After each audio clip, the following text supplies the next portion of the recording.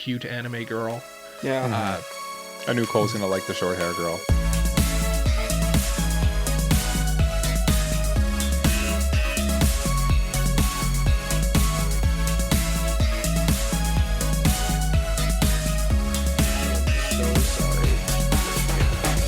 Alright, Crumbleweeds, my name is Cole, his name is Mike, his name is Jay, we like anime, and this is episode 195 of AniPro, and on this week's episode we are reviewing Id Invaded, and finally, it was finally made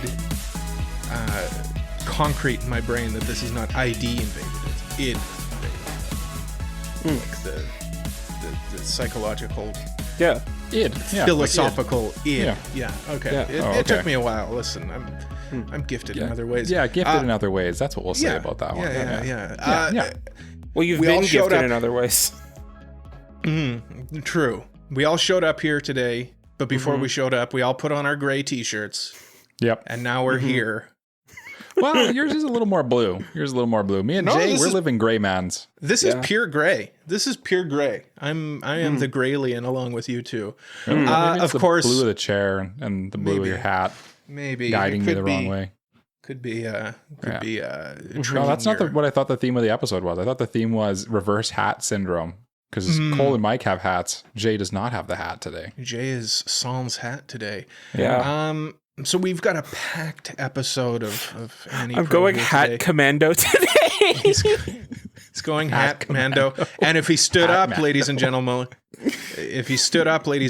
you would also see he's going commando in other ways too. Thankfully, we only record from the nipples up. So yeah, no socks. He's not wearing socks. What? You heard me. Yeah. You can't see our nipple. Well, you can actually see my nipples. They're right here. If you're watching the video on YouTube or Spotify, my nipples are right here. I have very low nipples though. They're down around my belly button. Saggy, a little saggy. Yeah. If you like content like this, why don't you subscribe? What a way to transition into that. What a way to go. Listen, we're YouTubers. If you like nipples, subscribe, comment, review, tell a friend about us. Yeah, come on. Hey, you know how it is. Yeah. Now that all of the gray shirt talk and the discussion of bodily parts are out of the way, how's it going, gentlemen? Just a real brief what's on your mind today, Mike? Yes. Did you say my name? I did. Okay. What's on my mind today? My office it's coming together now. We're coming together, guys. I did an IKEA trip, and I learned that Shazana was working, so I had to do the IKEA trip, me and baby, which you'd think, oh, okay, whatever. You got a stroller or whatever. That's no big deal.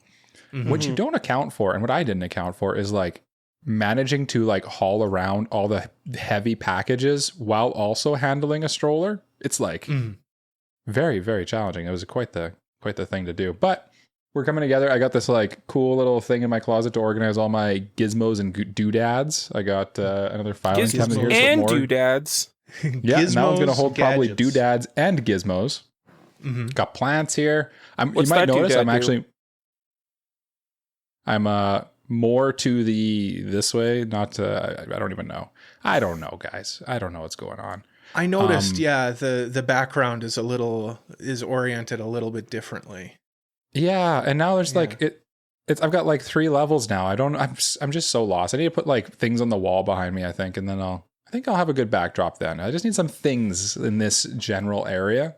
And it's a work in progress, Well, the thing though is too, the lighting is also a part of your backdrop too. So having the bare wall kind of really shows off the lighting. So that's a good point, actually. Because when I was before I moved, I was in I was in the green room. There was nothing. It was just green behind me. The void. Yeah. Yeah, the void. When I had the void, I kind of liked the void, actually. We could probably green screen stuff behind Mike in those videos. You probably could. Yeah, you probably could, actually. I encourage the green people. Void. Yeah, I encourage. You know what?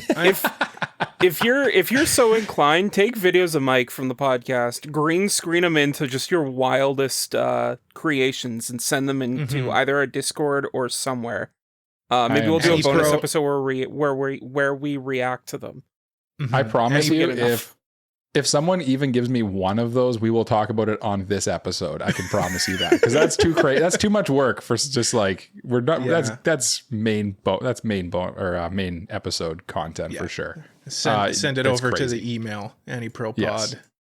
I'm thrilled people give us mailbags. Never. Yeah. Go to mailbag AniProPod.com. But we'll get to mailbags. But honestly, what's on my mind is just something like Cole just dropped this like tidbit right before we started recording, and it's just driving me nuts. It's It's just eating away at me here. He said Jay gave him a gift. Oh, what gift are you speaking of, Cole? And why is it on your mind? All right, I've got to tell you. Let me regale you on a tale of two Coles. A tale as old as time. The tale of two Coles. One Cole was Thursday. One Cole was Friday. Thursday Cole texts Jay. Yeah. Like, hey Jay, my good friend, how are you today? And he says, what do you want, Cole? What do you want? Verbatim. This is exactly what he said. And I said, Jay, my dearest friend, do you work today? And he said, yeah. I could tell there was no punctuation. So it was like, yeah. Yeah, I'm at work like right now. Yep. Yeah. And I said, oh, okay, cool. What time do you work? He said, 2. I said, do you think you could bring your copy of Spider-Man 2 for PlayStation 5 to work? I've got to go all the way to that end of our city. So it works out well. He's like, sure, whatever. Leave me alone. Okay. Thank you, Jay. I love you. That does sound like Jay. That does sound like Jay. So I show up to Jay's place of employment, and I'm like, hello, is beep here? And they're like, I guess you would have to use his legal name, right? Yeah. So I'll give my POV after Cole gives his I'm curious. I'm sure it's drastically different. And his coworker's like, why, yes, he's just over there. And I said, thank you very much. And I walk up, I say, hello, Jay, my good friend. How are you today? And he said, oh, I maliciously and on purpose left my copy of Spider-Man 2 at home. That doesn't sound like Jay. And I said, oh, that's not a problem, Jay. No problem at all. I'm just happy I get to see you. And he said, you get the hell out of this store right now, or I'm calling the police. And I said, no problem. See you later, Jay. And then I left empty-handed. Okay, I need to hear Jay, Garrity, and Sama's side of this story, because this sounds that doesn't sound real. That doesn't sound like a thing that would happen. Jay, take it away. So Thursday morning at around like 10 o'clock, I wake up to a text he's got from receipts. Cole, he's pulling up his text, being like, hey, are you home today? And I was like, I am till about like 12:30, because I was like, I'm probably gonna leave early so I can go eat something. Yeah. And then he's like, are you at work? And I go, indeed. And he asked me like, what time? And I tell him 2 o'clock. And then he basically asks me, can you bring Spider-Man to work? I have to go that way, by today, so I can pick it up while I'm in the area. I was like, yeah, I work at 2. Keep in mind, while I'm not an early riser, so me being up at this time, I'm probably like very tired still. I'm probably still like half asleep. So like I tell him like, yeah, no problem. And a couple hours go by, I check my phone, catch the bus to work, get to work, and I start like doing my job. Then I hear someone walk in, and like about maybe half an hour after I get all settled in and started, and I hear like, is Jay, but like my real name, there? And I'm thinking to myself, because I work with someone else who has the same name as me, that they're asking about that person. Oh, because no way is someone asking for me. No way you would recognize my voice or anything. Yeah, no, it's not like you hear his voice like. Yeah, but like how often does Cole use my real legal name? Yeah, that is true. That is true. Yeah. Sometimes I forget you have a real name. That is not I just always call you that. Yeah. I I just always call you Jay.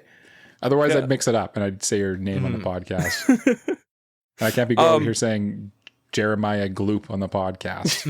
Yeah. Can't believe you just completely doxed me on the podcast. I'll make sure I censor that. Yeah, I'll make sure I censor that. Okay, thank you. He didn't. So then like I see Cole walking over, and the moment I see his face, my heart sinks.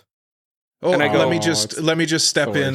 The moment he saw my smiling face, Jay continued. So excited to get Spider-Man, like a little child on Christmas, waiting to open his Nintendo 64. It's like Cole running downstairs Christmas morning to the tree to open his gifts. Yeah. My heart sinks. All he wanted, Spider-Man 2. Yeah. And before he could open his mouth, the first thing that I'd say to him is, "I completely forgot." I am so sorry. And then what did I do? And you go, okay, how dare you? This was the one thing that I came to this end of the city. No, I'm kidding. No, it's funny though, because it's like legitimately like the opposite side of our city. So it is funny. Yeah. But no, Cole was just like, no problem. I had to be in the area anyway. I'll come pick it up another time. And then I texted him profusely, like, I'll come, like, I'm off tomorrow if you want me to go to your work. I'll come to your house tonight. I'm off. I'll ride my bike. I'll get there. People have to realize Jay doesn't have a car, so he offered to bus all the way to our end of the city, which, to be clear, in this city is a nightmare. It's better, actually. Transit. Is it better? It's better. I've heard different things. Yeah. From my place, there's actually one bus route that goes all the way there. No. Oh, that's not bad wow. now. Yeah. There you go. They full disclosure, they recently changed like the bus routes and everything in the city. So okay, didn't know that. Good to know. Yeah. So yeah, next day I was sitting at work. I'm like, I'm off at whatever 4. Yeah. And I don't have to work tomorrow. This is true. I did the homework. And I was like, I really want to play Spider-Man. So I texted Jay. I'm like, I'm just going to drive to your place and get it. Are you home today? He said, yep. So I went and got it. Jay was, I'm not exaggerating. I know sometimes I've been known to embellish, to spin a yarn, if you will. Jay was literally standing outside waiting for me when I pulled up. And then he hands me 2 games. One was Spider-Man 2 and the other one was Assassin's Creed Shadows. Yeah. Nice. So I was like, oh, nice. He's like, well, I knew you wanted to borrow both of them, so I'm not playing them. You may as well borrow them. So I'm like, sweet. Thanks, man. And I'm like, are you going somewhere? Like, do you need a ride? He's like, no, I was just standing here. Just enjoying the nice weather. Big NPC energy. big NPC energy. Yeah, huge. And then like Cole drove away and Jay just continued to stand in place. Just like, waiting for a quest. Waiting someone to come get his quest. Jay, you literally were the fetch quest NPC today. He was like a full on like Oblivion like NPC. Yeah. He was like this, and then he was just like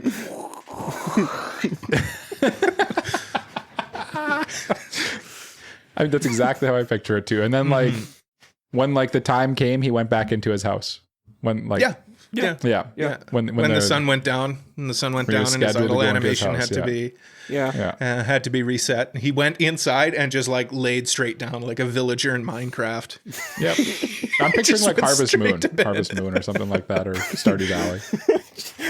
Yep, I just went straight to bed, did nothing else. That was my one task for the day. Put in a hard day's work. But yeah, the sweat off my brow, put my hat on the hanger, went straight. And then he forgot where his hat was. And I was playing Spider-Man 2. It's all right. It's okay. The gameplay is a lot of fun, but listen, No, I better not. I better not get overly political in this. It's very in your face about certain things. Political? What? Oh, okay. Yeah. I think I know what you're talking about. We can talk about it off air. Yeah. Which is fine. It's just it's really kind of heavy-handed in its in its messaging here. But the gameplay's a lot of fun. Yeah. I was having a good time with it. Yeah. But Jay, what's on your mind, or what's not on your head? Where's your hat? Where is your hat? It's throwing me off too. So I sat down to record this podcast, and I see my hat on the other end of the room, and I go, I'm too lazy to get Surely back this up. won't. I won't need this. Surely this the guys won't come up. Surely the guys won't bring this up. Oh, Yeah, they won't even notice ye probably. Ye of little faith, Jay. you know, if there's something ever so slightly off with the recording, Yep. I'm gonna bring it up. Yep. I have This to. is true. I'm Yeah, obligated. It's true. Cole, like sometimes we have discussions where like, okay, we'll just like power through it. We'll just ignore this thing. Don't mention it. Hey, And Mike, Cole, you like- got a cold. Yeah, see, it's like that. It's like, oh, okay, great. There you go. Good job. I always Listen, just he's like a 5-year-old. Whenever I come in here, I like come in under the assumption of if anything's off, we play it off like it's just a normal day. That's how I am too, Jay. We just Yeah. kind of we're steady Eddie here. Yeah, but Yeah, but here's the add some thing. humor to the show. I do like this. Goal, Here's the thing, though. If I notice it, an audience member is going to notice it. So I just figure, rather than getting some message from some creep who's like, hey, I love seeing Jay's hatless head, I may as well just bring it up. That's true. Then, yeah, but then we'll just get more comments saying, "Oh yeah, Jay's got a hatless head today." Yeah, just wait, guys. Wait till we convince Jay to get on the IEM train, the in-ear monitor. Oh, Jay's ears. Jay's ears. I mean, I can just take off my headphones briefly right now. Only one thing at a time, Jay. Don't give him too much. Don't give him too much. Whoa, Jay. Yeah, Whoa. Slow we're moving way down. too fast here. Slow down. We just unveiled Mike's ears. We got to hold off on yours. Yeah.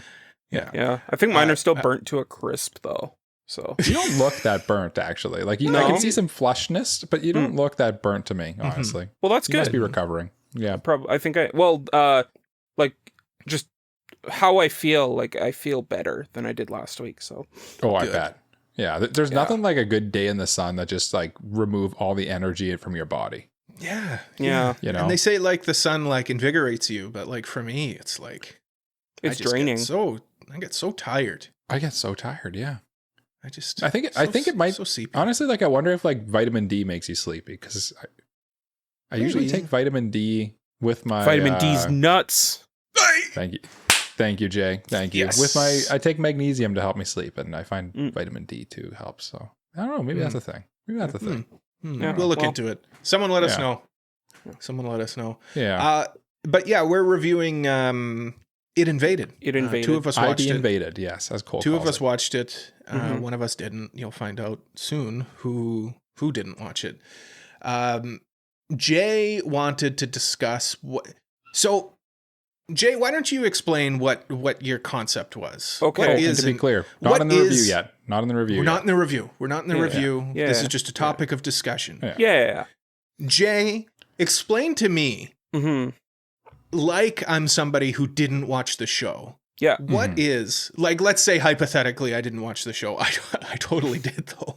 Totally did. Yeah. But let's say hypothetically I didn't watch it. Let's just hypothetically. Crazy that you'd throw it to me, the guy who didn't watch the show. Why don't you explain to me Mhm. what you mean when you say what would be in our id worlds, our id Yeah, like well? what even is Yeah. an id world? So Hypothetically. an id world I know or what it is. an id well, Yeah. as it's called in the show, is basically like it's something that only people who have unalived another person have.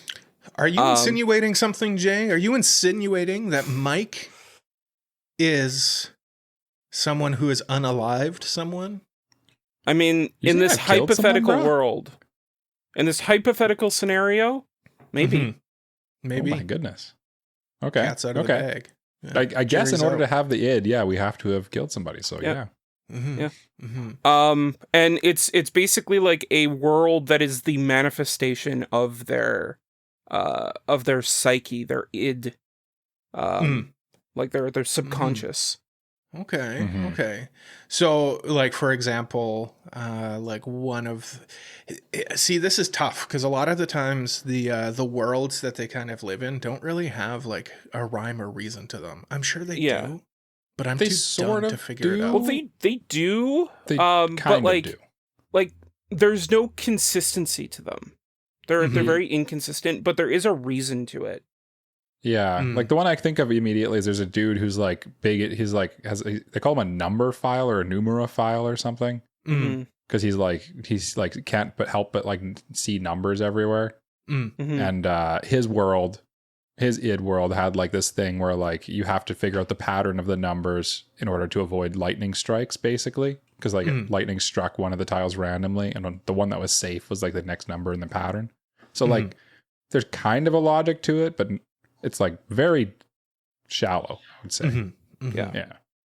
So that being said, Jay, this was your idea. What if Mike and I dived into your id world as brilliant detectives? Which, to be clear, we are brilliant detectives. We are brilliant detectives. Yeah. We wake up, we're like, where are we? Who am I? What is this crazy place? And then you see a girl with black hair just dead on the ground. And all of a sudden we say every time, oh, that's, what was her name? It starts with a K. Oh, I can't remember. That's and I'm so and so. And Kiki every time something was her real name, but I don't remember. Yeah. So okay, now what world are we in, Jay? What world are we in? Investigating the murder that you've committed. So my id world is like, it looks kind of like a black void. Okay. Right? Like it's just a void of black emptiness. But like in the distance, you just hear like a water droplet over and over again. Okay. You're painting a mental picture for me. Yeah. Okay. And so what's the mystery? So if I start walking towards that water droplet, am I ever going to get there? Or is it just like somewhere ethereal in the distance? Somewhere ethereal in the distance. Oh, that's kind of crazy. Okay. And then Jay comes out of nowhere and he kills that girl. We're like, whoa, solved it, got it. He's and like well, the mystery is like how did she die? Well, she died because like it's black because like there's something over her head and she was suffocated. Suffocating. Like with some Okay. Jay killed somebody by suffocating them, I think. Very interesting. Very interesting. Yeah. And how does that make you feel, Jay? I don't know. I just made it up on the spot. So like behind the scenes a little bit, I saw you had put like things there before. Did like your concept of like what an id world is change? No. When I wrote the thing in the doc, that was for what's on your mind, but oh, okay, gotcha. Yeah. Okay. Okay. 10-4. Okay, I've got one. Okay, I've got two id worlds. Okay, well that's unusual. I'm insane. So you guys wake up. Yeah, multiple personalities, I guess. That could be sure. Yeah. The first one, you wake up and it's just screaming. There's just people. There's everywhere. So much noise. People are screaming. It's just white. It's just bright. You can't see anything. This likes to sound like a sensory nightmare. Yeah. That's me at work when it gets very loud. That's basically how I feel. Sometimes I get sensory overload. That's one of my shortcomings. No, in reality, I try to think of like reoccurring nightmares that I've had in my life, and here's one. Reoccurring nightmare I would always have is bugs on me, and I can't shake them off. Yeah, very strange, right? Okay. Yeah. So I have this fear, I guess, of being like unable to like shake something, I guess, if you wanted to get all like philosophical about it. So I think my id world would be like an old house with like places you can hide, but there's just this constant like monster that's like hunting you down. So I think that would be mine, where you just constantly pray to something ethereal. You don't know what it is. Kind of like the smoke monster from the show Lost, I guess. Yeah. I'm kind of. I was thinking of. Did you ever seen the movie It, like the newer one, when they're in the house and like it's like chasing them around? That's kind of what I was picturing too. Yeah, not necessarily a clown. Like I'm not scared of clowns. But No, like but like Yet. Spoilers for It. It's not a clown. I like Jay's input there, though. Not scared of clowns yet. There's people who are scared of clowns and people who are yet to be scared of clowns, Cole. True. Well, the thing is that, I like, think that if you're not scared of clowns, you will be. Jay will make certain of this with his clown makeup. Yeah. The thing is, though, when I showed up at Jay's work to pick up Spider-Man 2, he was in full-on clown garb. Did he have the big floppy shoes? Does he? I guess they're probably just big normal floppy size. Yeah. They don't make shoes big enough to be comical on Jay. He'll fit them. The joke is Jay's got big feet. You know, jokes are funnier when you explain like why they're funny. Jay, you know what they say about big feet? Big shoes. Got to buy big shoes. Yep. Gotta buy big gigantic. shoes. Yeah. But yeah, I think that would be mine. Like some kind of ethereal beast kind of pursuing you constantly. Yeah. Constantly on edge. I feel like that kind of like personifies how my general mode in life. I feel like I'm constantly like... I agree with that. Something's right behind me. You like always seem like you're like, defensive. You're ready to fight. You're like, they're coming for me. They're going to get me. They're coming for me. That's why when anything slightly changes, he notices and points it out. Yeah. He's fearful. He's fearful. Yeah. Lives in fear. I'm learning about myself here. You guys are we're learning. about me. See, this is your id is coming out, Cole. Your id is being invaded by us right now. My ID is being invaded. Yeah. Is being I invaded. Identified. Your ID is being identified. That's right. Yeah. Now, Mike, we turn to you. I'll wrap this up with mine. So when I think of like the id worlds, what I think of is like, what's like a recurring theme in their life that's like something that kind of like, it's not like it kind of bothers them, but it's sort of like the recurring problem, I guess, is maybe what I can think of. Does that sound about right? Yeah, that makes sense. Like, so I think what my id world would be like a factory, and like there's like a ton, it's like an endless factory. Okay, like you look either way. There's like a conveyor belt. There's conveyor belts and like multiple floors and like great flooring, so you can see down and up like super far. It's like endless. Okay, and you're like manufacturing, I don't know, just random bits and bobs. Like there's just little blocks like stick together or whatever. And you have to, the conveyor belt is just like going, so like it's just going just fast enough that you can barely keep up to it. And then like, if you don't keep up to it, it like, then you get like, I don't know, a laser beam zaps you. Like you're just looking around, people are getting zapped by laser beams. Okay. So I guess I forgot the part of the id world where you see the dead girl. Well, Cole also there's a dead girl. There's a dead girl in mine. Yeah. But I mean, it's pretty obvious what happened to her. The beast got her. The beast got her. The beast inside got her, Inside me, there are two beasts. One got the girl, and the other one's just kind of chill. You know, he's okay. He's kind of a cool dude. Yeah. Kairu, by the way. Kairu is her name. Kairu. Yeah, that's it. you. There you go. Thank you. I can't think of what Kairu is. She's just on the floor next to me, I guess. She got zapped by the laser. She got zapped. Yeah, I guess. I like that one for you. I what I think of is like a delicious meal at the end of like this pathway. Yeah. But you're on like one of those you're on one of those like at the airport, the moving walkways. Yeah. You're walking the other way. So the delicious meal is just right there, but you can't. But you can't quite reach it. You can't quite reach it. That would be my diagnosis of Mike's. And Jay, yours would be all of your favorite waifus fighting in a battle. Sounds great. That would be yours. That'd be so like they're all fighting in a battle, fighting. and Kairu is just dead. Yeah, they're fighting over who killed Kairu.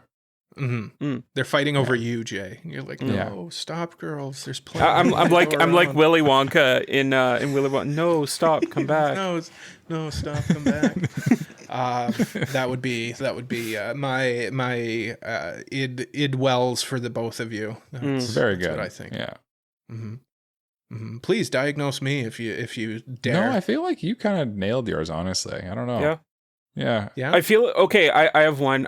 Cole's like mowing the lawn on like a very, very big open field, right? Okay. Cole's mowing the lawn, but every time he cuts like a patch of grass, it just grows back behind him.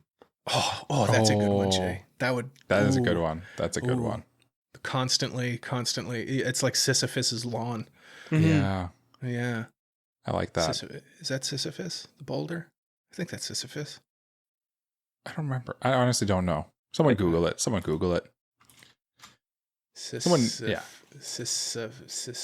Whatever. Who cares? I can't spell Sisyphus. Cole's like, do I have syphilis? Syphilis? Am I thinking of syphilis? It is the boulder. Okay, thank you. Yeah, good. That's right. Yeah, that's me. That's my life, I think. That probably applies to like everybody, that one. To be cursed. I feel like you can't catch up ever, you know? By the time I'm done mowing the lawn, the part that I started at is already growing again, so I got to go back and start it. I think that would be even worse than it just growing right behind you. I think a lawn's so big that by the time you're finished mowing it, the part that you've already mowed, like needs at mowing. The start, needs mowing again. Like a lawn that takes you a week to mow. So now you got to go back to the start and just mow it all over again. That's awful. That's awful. Unless you're on a nice John Deere riding mower, Mike. Oh, yeah. Those things cut grass nice and go quick. Yeah. Oh, yeah.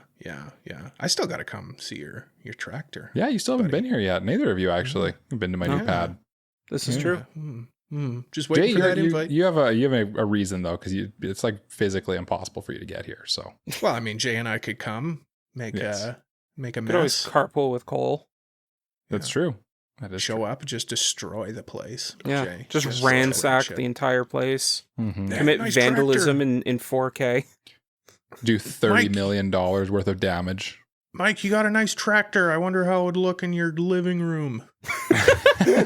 And you're like, what are you talking about, Cole? And I'm like, don't worry about it. It's already in there. Mike's just sitting in his living room on like a Saturday afternoon, and he just hears from outside the window, nice tractor. I wonder how it would feel in your living room. And then it just crashes through the front window. Crashes through like the Kool-Aid man. He's sitting there on his couch, like, flipping through, I don't know, whatever Mike Watts, Coronation Street or something.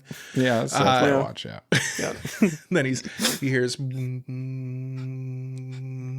It's getting louder. Louder and louder. And then, just crashing through, like, I picture Mike's got, like, a patio door. I come crashing in through there. It's like, I don't know. And then, Cole just like drunk, just like stumbles out of the mower, and he's like, "Oh, hey, how's it going?" And then he walks away. Yeah. No, I'm well aware of what happened. This is actually my id world. This is my id world. Jay and Cole crashing into my house with a lawnmower. I'm well aware that I crashed into it, but I'm like, I don't know, man. It just kind of, I lost control. And then Cole takes like a Sonic out of his tin. Yeah. Pops into his mouth. Yeah. How about a Sonic? How about a Sonic? Zin. Yeah. How about a Sonic, Mike? And you're like, get the hell out of my house. And that and then I'm like, I'll see you Sunday. We gotta record. You're like, yeah. TV's all destroyed. Awful. It's for the recording day is for a review that we have to do, and Mike hasn't started it yet. Mm-hmm. The TV's in the blades. I didn't even bother to shut it off. I just got up and still left. Mowing. How did this even happen? Did you flip it on the way in? No, I don't know, man. It's like just driving. What's that show? I think you should leave or whatever. Where like, have you seen the one with the hot dog car? Yeah. Where we gotta figure out who did this. Yeah, and he's wearing the hot dog suit. It's obviously you. You're just like a hot dog. So's he. Yeah, No, he's not. No, it's because I'm dressed like a hot dog. Yeah, well, those are our id worlds, everybody. Yeah. What would you your guys- id worlds be? Let us know in the comments down Comment below. your id world. Or let us know what you think our id worlds would be. I think That would be a that'd good one, funny too. That would Yeah. be funny. Yeah. It's been a while since we dived in, guys. Do you guys got a couple minutes? Yeah, I'll let's put my diving yeah. cap on. All right. The one guy without a cap. It's time for the mailbag. It's mailbag time. If you got a mailbag question, you can send it to us over at our website, AniProPod.com/mailbag, or on our Discord. This one comes from our Discord. It's also a Patreon priority mailbag. Wee woo. Comes from Mog. And I really like this question. I think it's a funny question. And I immediately knew the answer. You get $30 million Canadian. So like $100 So, like, US. $5 US, yeah. Yeah. Right. Yeah, something like that. But your first purchase has to be chosen by your 12-year-old self. Oh, What? God. What are you stuck with? Yeah. So put yourself back into the mind of a 12-year-old Jalen, Yeah. 12-year-old Mhm. Mikey. Mhm. What are you saddled with? What do you have to purchase? It's not a choice. It is Cole? a demand. You said you have an answer to this. Yeah, so Cole, why don't you go first? Okay. So let me regale you with another tale. Another Yeah. tale from the mind of a Cole. When I was 12 years old. I think I was 12. My dad took me and Cody packed us into a few cardboard boxes and brought us along on a road trip. And we drove all the way from sunny Manitoba, Canada, Mm-hmm. to sunny Los Angeles, California. We Mm-hmm. went to Oh. Disneyland. Great drive, by the way. Great drive. Very, very Mhm. cool, especially for a young whippersnapper like me. And here I am, the happiest place on earth. Mm-hmm. There's only one thing I want in the whole wide world. Did you go to Minnie And that Mouse's is- house and ask her why she had no kids? Oh, wait, that's me. No, that's just What? you, Jay. That's just you. I'm here in Anaheim, California. And I can get any souvenir I want. Mm-hmm. I've got money from my mom to Yeah. buy something. $30 million from your mom. And you know what I want more than anything in the whole wide world? To go A home. dual disc. A dual disc. Oh. I'm buying a dual disc. Mm. That's what my 12-year-old self is buying. At for Disney me. World? Anywhere. Just any Anywhere. dual disc that he can find. That's a sweet one, actually. So what did the Disney World story have to do with that at all? Oh, I just mean like what I mean is here I am in the most magical, the happiest place on earth. Mm-hmm. I can get anything, and the only thing I want is something that can be obtained anywhere, and that is a Yu-Gi-Oh! Dual disc. And the reason I remembered that so vividly was because that's a true story. I wanted a dual disc, and my dad was like, "You're what? You're not getting yeah, you're this not getting thing." a dual disc. Like, why don't you buy remember Nug something? Deep had a dual disc, though? It was that his make brother you- who had the dual disc. Oh, did Yeah. that make you jealous, though? It did make me jealous. Yeah. What the hell? How dare he have such a dual disc? But Wildly here I am. impractical to actually play the game of Yu-Gi-Oh! With a dual disc, by the way. Unless you're on like TikTok stream. Yeah. Yeah. Oh, those are sweet. The Yu-Gi-Oh! Dual disc streams. Yeah. Those Yeah. are sweet. Yeah. Have we- So have here we, I like, am. Here I am, 32 years old. Still don't have a dual disc. So I mean, you have adult money now, and a dual disc surely can't be that expensive. I don't know. I've never even looked into it, to be honest. Let's take a look. Well, I will tell you, that's about $100. Oh, that's not bad. That's not bad. It's a US? 25th anniversary dual disc. Is on eBay right now for $112. US? I'm assuming US, yeah. Okay, so that's about $30 million. So, That's about $30 million, yeah. yeah. Makes sense. I have my answer, and it's kind of an Okay. interesting one, actually. Okay, Mike, do you have a story that goes along with it too? Yeah, I do. Okay. But mine, Okay. Cole, you went to the past for your story. Mhm. I'm going to go to the present, okay? You have the ghost of future past. I have the ghost of future present here, okay? It's a weird thing to say. Future present. Yeah, no. It's what a stupid Ghost of Christmas past, Ghost of Christmas present. Okay, Ghost And Jay of... will obviously be the Ghost of ghost Christmas future. of Hanukkah future. Yeah, exactly. To, keep things... So, to go to the present, we have to go first to the present and then back to the past. Okay. I'm thinking of how I want to tell the story, okay? So I've obviously like just completed my gaming PC, right? I've finally completed this journey to having my whole like setup here, and it's like a high-end fancy one, right? Right. If I were to go back to being a 12-year-old Mikey, playing his Halo Combat Evolved on his parents' computer, I think what Mikey would really want is like to build his own PC that's like super high spec, just the way he wants it. Okay. And like custom built, like all the parts he put in there himself. That'd be super cool to him. If I could go back and show 12-year-old Mikey this machine sitting to my right, I think he would wet himself. So there's two things with your answer. One, you already have that. Yes. And two, I think it would be funny if your answer was a high spec computer, a high spec PC, circa 2005. Yeah, that's what I'm saying. Obviously, yeah. Like it'd be like the most high spec, have like a NVIDIA or GTX 12. 2. Yeah, 2. Yeah.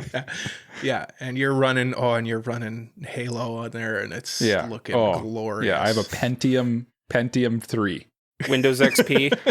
Yeah, no, probably not even Windows XP at that. I don't even know XP at that point. At that point, XP would have been cutting edge. That was cutting edge. Yeah. Hold on. Yeah. That's what you guys are saying. Like that's what you're saying. Cutting edge technology, right? He's running Linux. Windows 98. Yeah. Mike's looking it up. Yeah, XP came out 2001. So XP's we're good. Yeah. But I remember playing I was playing Warcraft and like all these like old games and stuff like that, and I was just like, man, I wish I had like a nice sick computer. rig, like just a good PC, and like the money to like build like to buy parts for stuff like that. Like little Mikey didn't have money for stuff like that, and now he does. Yeah. So yeah. So that's in the present. I have already done this, but unfortunately, 12-year-old Mikey bought his console of his dreams, probably like maybe like a translucent GameCube. I don't even know. He's an idiot. It's pretty sick, though. That is pretty sick. They should make more translucent stuff. Why don't they anymore? They should. Yeah. The translucent's cool.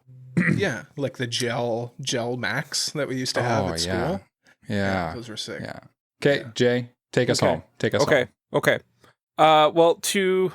I do have a story that accompanies this.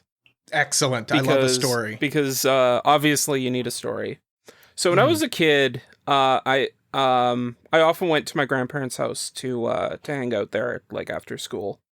While my mother was at work. And we used to watch game shows a lot, like Who Wants to Be a Millionaire, Lingo, stuff like that. Yep. And we used to like talk like, okay, what would you do if you had $1 million? Because like back then $1 million was like the big thing. Yeah. Yep. And my answer was always, if I won $1 million, I'd give $10,000 to everyone in my family. So and your future podcast host. No, just my family. Oh, goddamn. We're like family, though. We're like family. We're basically family. Yeah. So that means that with the $30 million, my first purchase is 10,000 of it. Or everyone in my family gets $10,000 of it. Mm-hmm. And you have a notoriously large family, so you would end up with like $5.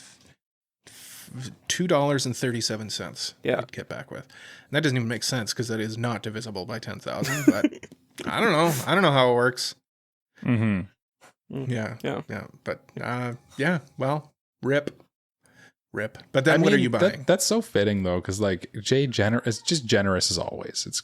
He's just a generous Jay. That's why they call him that.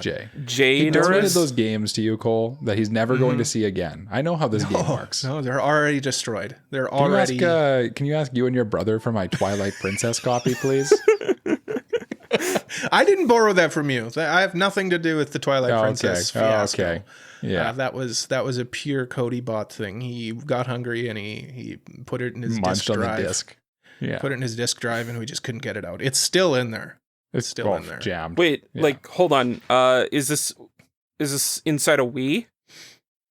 Yeah, No, so it it's was the Wii inside of copy. him. Yeah, it was a Wii. Yeah, it was a Wii. But he ate it. and it's How can you gone. not? How can you not take it out? You know what, Jay? I'll explain it to you in this. We're going to be reviewing this show after break. Break.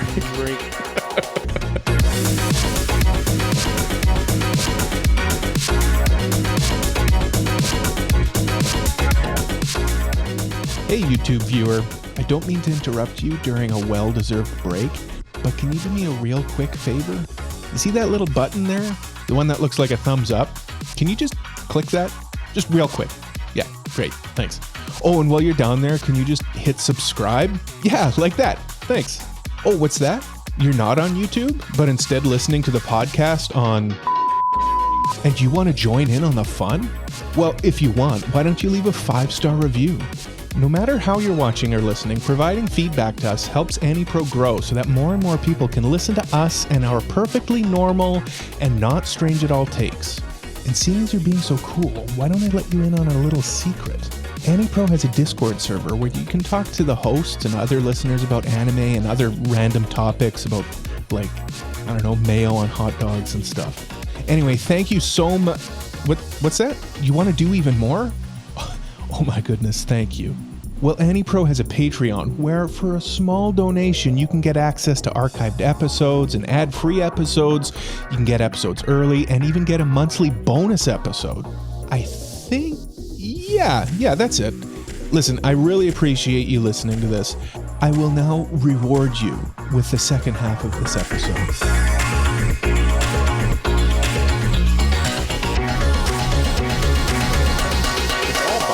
All the way down. Welcome back to the episode. We're the AniProPod. I don't remember what we're talking about. I just ate a See a donut. dead girl? Maybe it'll jog your memory. Yeah.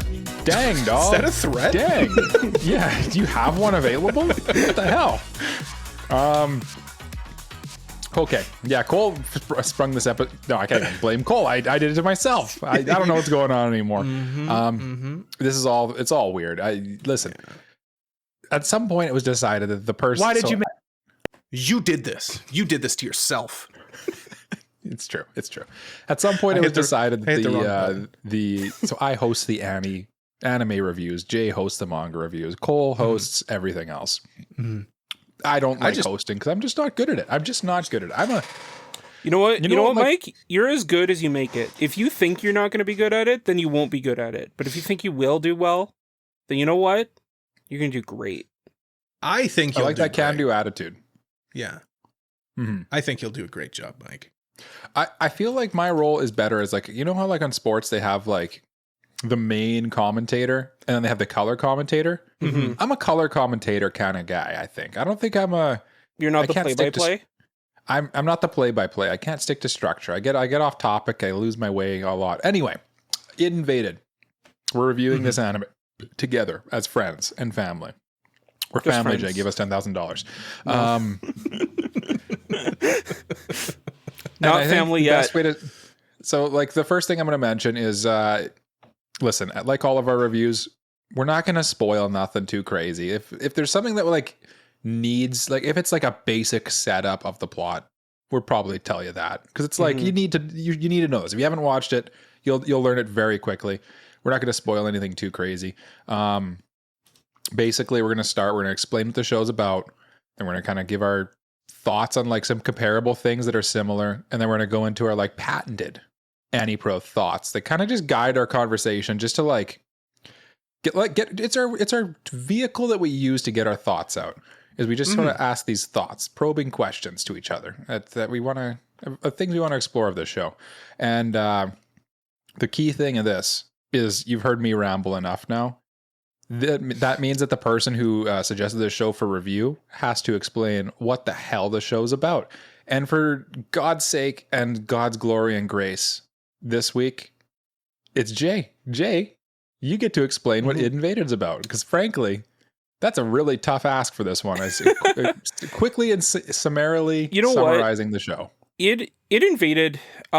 You think it's difficult because like it is a complex show with a lot of moving parts, but if you boil it down, it's about like a police division that dives into people's psyche to figure out like what their MO is, so they can like stop them before they go after a certain person or like save a kidnapped victim or something like that. And the main character is a guy who dives into people's id wells, which is their psyche, and tries to solve the mystery of how these serial killers tick. And then there's like a couple of other things surrounding that a little bit, like only serial killers themselves can dive into the id wells, and only serial killers can have id wells in the first place and stuff like that. Is it serial killers? I thought it was just people who've killed, basically. Or no, you have to kill at least 2 people, right? So it was serial killers, yeah. Which kind of brings up the question, like, how do they define a serial killer? But I think we'll kind of talk about that a little bit through the review. That was a very well done explanation, though, Jay. Honestly, because like there's, like you said, there's a lot of moving parts, but at its fundamental core, it really is kind of exactly what you said. And then the one thing I would add is that it's kind of like, it starts off as kind of like a monster of the week type a little bit, but it's like it has like a very distinct A and B plot where like the A plot moves like at a good pace throughout the entire show and keeps you invested, while you also have the B plot of each episode, each killer, quote unquote, for the first bit anyway. Yeah. So that's what it's about. What about like comparisons or recommendations? That is the next thing to talk about, yes. Nicole, since you were so eager to bring them up, you must have a good comparison. I think I've got a good comparison, or at least a show that this made me think of, and that was Blood Blockade Battlefront, another show that we reviewed. Something about it just kind of reminded me of it. I don't know if it was like kind of this, like, because they're this like clandestine organization that's solving stuff. I don't know. I can't quite put my finger on it. There's a very obvious comparison. Unfortunately, I was late to the party, so someone else stole the comparison. Well, here's the thing, Cole. You went first. You could have taken it. You could have taken it from me. But I am a gentleman. I'm a gentleman to the last. I am a brilliant detective, and I was able to detect another show that reminded me of this, and that was Blood Blockade Battlefront. I think if you enjoyed Blood Blockade Battlefront, I think you'll get a kick out of It Invaded as well. In my opinion, what do you think, Jay? I think to speak to people who are more familiar with our stuff, and Cole did too. We reviewed Blood Blockade Battlefront, Kekai Sensen earlier as well. But the one that came to my mind that I thought that people would latch onto more was Link Click. I think that there's a very similar through line between the two shows. Obviously they're both thrillers. They both have like their psychological elements, but they're also like someone going into a person's some psychological representation of a person to solve a mystery, to be able to help them in the present day reality. So yeah, I think this show definitely like dives more into the psychological. Like it's got the writer of this show read a book on Freud and was like, I'm in. My life is changed. Yeah. Where Link Clink is textbook. Yeah, Link Click it feels like they're more private eyes, where this feels like they're professionals. Yeah. But yeah, definitely comparable, I would say, with the sci-fi element of it as well. And kind of, I would also like say that there's a kind of like, it feels, because the people who dive into these worlds are kind of like, they're not necessarily like breaking the law, but they're not exactly like, they're kind of morally ambiguous too, which is sort of how I feel like the main duo of Link Click is a little bit, where they're kind of, they're not necessarily like on the right side all the time. You know? Yeah. Yeah. For sure. That's a great one, Jay, honestly. And I think the other obvious one, which Cole kind of alluded to, is Psycho-Pass, because it's very psychological. It's like very sci-fi. It has this very like high level psychological concept that makes you like kind of question the way of the world and make you ask questions of it, I guess, is what I would say. Yeah. And I mean, just on the surface level too, like criminals solving crimes as well. Yeah. Like the inspectors work with former murderers and stuff like that in Psycho-Pass. And in this, again, it's the murderer is kind of the tool that they use to solve other murderers. Yeah. So I like Psycho-Pass is like the front runner, I would say, for what I feel like you probably can't, if you've watched Psycho-Pass, you probably can't watch this without even thinking about Psycho-Pass. They're just so like in the same vein, you know? Yeah. Even aesthetically too, where it's kind of like Psycho-Pass is a lot more in your face about like, it's like in a future, it's completely alien, where this one, I don't really understand when this is supposed to take place. Like 2019, they say it. 2019. But they're this different division of the police that have like very high-end science fiction equipment, and they don't really use guns, but other police officers do. I feel like it's like just an alternate timeline sci-fi instead of like Psycho-Pass feels like cyberpunk, the future sci-fi, where it's like kind of futuristic, you know. It's funny that we say that though, because this is set in 2019 and the show came out in 2020, which is like, weird. It's still like kind which of is weird. Yeah. Well, I mean, you know, there was something going on around then too. Maybe it was supposed to come out in 2019, but I don't know. Yeah. Stuff was happening around then. Well, it aired in like winter of 2020. So like it says it started airing January 6th of 2020. So okay. When they were animating it and making it, it was 2019. Yeah. I mean, of course, there's also Ghost in the Shell would be another comparison. Yeah. Ghost in the Shell is a little less heady sci-fi. It's more like it's like macro sci-fi rather than like digging into the specific person's psyche. Psycho-Pass is a lot about like society. It's about society. I also like from outside of anime, Criminal Minds, obviously. That's a good one. Yeah. Kind of diagnosing killers. Another one, X-Files, for some reason. I got a lot of X-Files. Just any kind of mystery, like with like kind of governmental agencies involved. It's kind of with like criminals and governments and like law and order kind of thing. Yeah. Law and order. Yeah. We're just going to name every crime procedural thing. I would also throw, and this is going to be this one's further away, you know, like Psycho-Pass on the nose. This one's a little further away. I think Death Note a little bit. Yeah. And just because it's got kind of like these two like ambiguously good characters who like both have like their logic makes sense, but they might not always do like the just thing. They kind of serve their own justice, which is a big theme in this, is like what is justice and what is not. And I think Death Note is a lot more on the nose with that theme. Yeah. Definitely. Yeah. But yeah, I mean, at the same time, though, dueling psychological guys, you know. Yeah, it really delves into that aspect like towards the end of the show, where you're kind of getting like somebody who's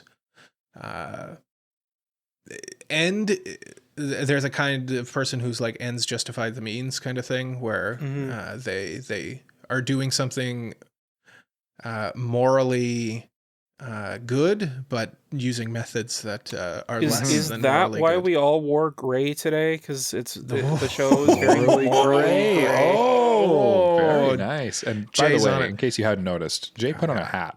I noticed. I wasn't going to bring it up, though. Actually, I just noticed. Oh, really? I was about to bring it up, I noticed about 2 minutes after we started recording, and it distracted me. But that's okay. Well, I feel like we've got our comparisons out. Jay, just quickly, me and Cole each had an extra one. Do you have an extra one you want to throw out? Another one that came to mind, because and it came out earlier this year, so I feel like if you watch that, you probably didn't watch it because it was out on Samsung TV Plus. But if you somehow did, and you're like, man, I want that, but better, in terms of anime, Your Forma is a very similar concept. I hear what you're saying. Mm-hmm. Yeah. Mm-hmm. Yeah, definitely. Again, diving into the psyche of people. Yeah, it's an interesting, fun sci-fi concept.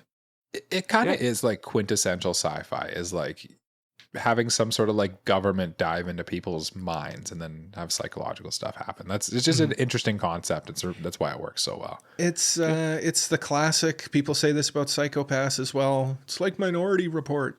Yeah, it's like Minority Report. Yeah.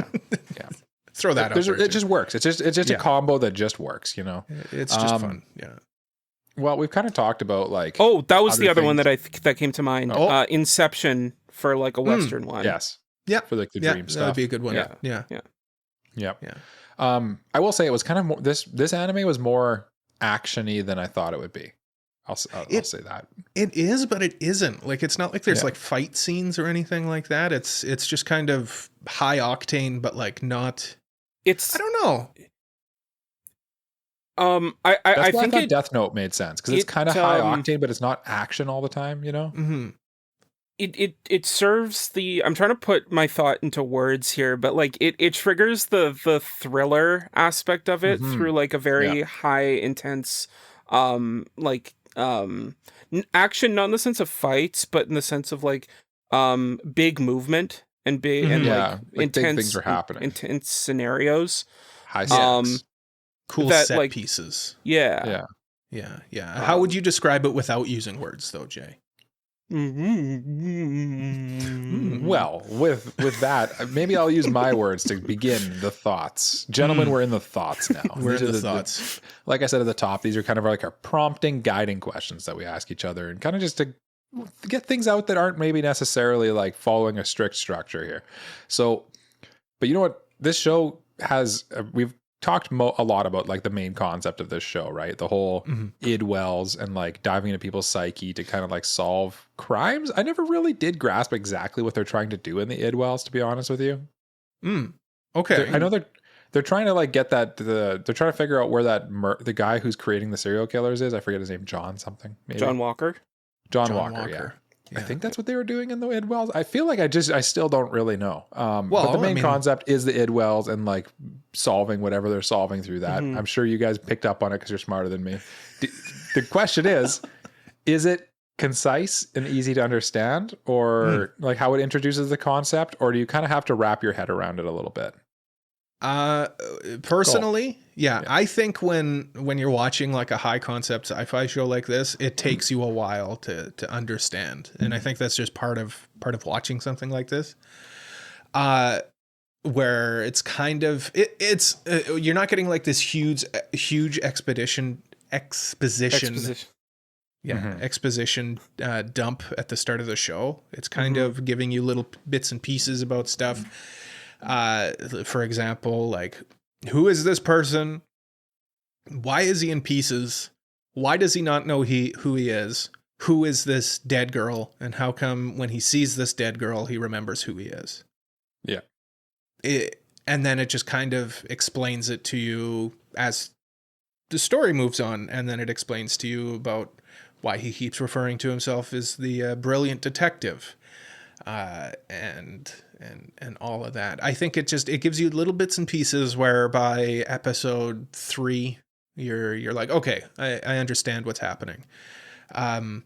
It also, one of my main critiques is that sometimes it's a little too concise, where it's like, oh yes, this is Kaide, and my name is so-and-so, and my job is to solve her mystery. You don't need to tell us every time you dive in. Like, see, I just wanted that, actually. I just wanted once him to just see her and just have a look of realization, of understanding on his face, to be like, okay, we don't need the whole spiel every time. Oh, no, there is a reason though that I like that. That kind of gets into a little spoiler territory. So like, yeah, we can talk about that later. Then I'll talk about that later. But it does pay off a little bit.